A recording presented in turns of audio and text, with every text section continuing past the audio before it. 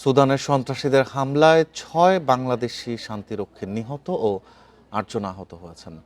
আন্তঃবাহিনী জনসংযোগ পরিদপ্তর আইএসপিআর শনিবার রাতে এক বার্তায় এ তথ্য জানায়।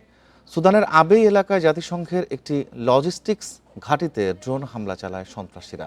হামলায় বাংলাদেশ সেনাবাহিনীর ৬ জন শান্তিরক্ষী নিহত হয়েছেন। এ সময় ৩ নারী সেনা সদস্য সহ আরও ৮ জন আহত হয়েছেন।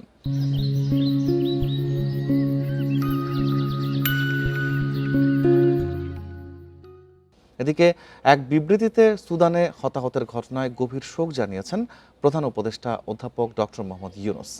নিহতদের মরদেহ দ্রুত দেশে ফিরিয়ে আনা এবং আহতদের সুচিকিৎসা নিশ্চিতে সরকার জাতিসংঘের সঙ্গে ঘনিষ্ঠভাবে যোগাযোগ করছে বলেও বিবৃতিতে জানানো হয়।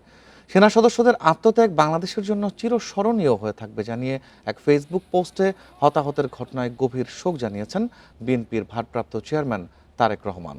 হামলার তীব্র নিন্দা জানিয়েছেন জাতিসংঘের মহাসচিব। এদিকে হামলার জন্য বিদ্রোহী আরএসএফকে দায়ী করেছে দেশটির সেনাবাহিনী।